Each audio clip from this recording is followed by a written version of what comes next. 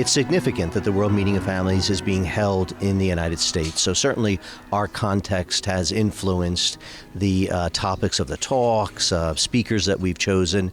We did try to broaden that so it reflect the universal nature of the church and the gathering itself, the World Meeting of Families. But certainly we've been influenced in our planning by the reality of the society that we live in here in the United States and the culture that we live in.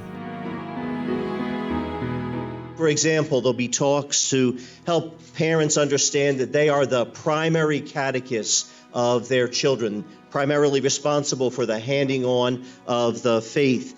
There'll be talks on the ABCs of healthy finances. Those of you who are married, I'm sure, can testify to the fact that there is probably very few things that can cause tension in a marriage other than when finances aren't going well or are there differences about finances. There'll be talks to help parents realize how the family is a school of virtue. There'll be a talk on the Holy Father's new encyclical on the environment, on creation, and helping families to embrace that teaching in their day-to-day life. There'll be sessions on helping parents navigate the use of the internet in a way that is appropriate for their children and will help them to see the goodness of the internet, to avoid those pitfalls that are a part of the internet, and to help them grow in virtue.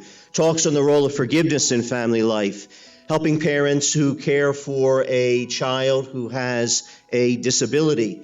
Talks on dealing with the issues of infidelity in marriage, infertility, immigration, the experience of having a child who is incarcerated for a period of time.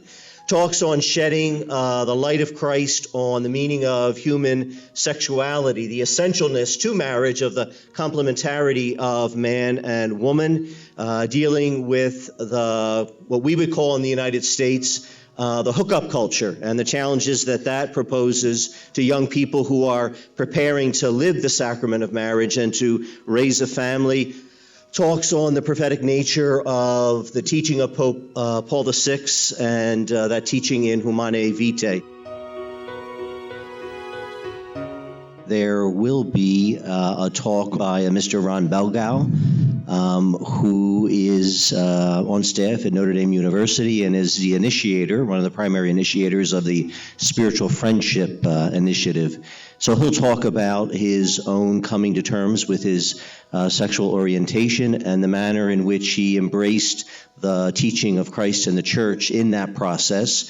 And his mother will also speak about her own acceptance of her son's sexual orientation and shed light on that whole experience from her perspective as a mother. So a wide variety of talks that try to shed or give an opportunity for us to shed the light of Christ and the teaching of the Church on marriage and the family and how it's lived out in people's lives concretely day in and day out.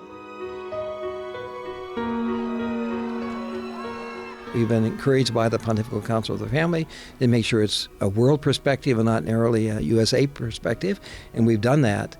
And we've done our best to be very, very creative and to deal with all the neuralgic issues of the day. Our goal is to preach the gospel, of course, and that's always done best if it's done with confidence and clarity.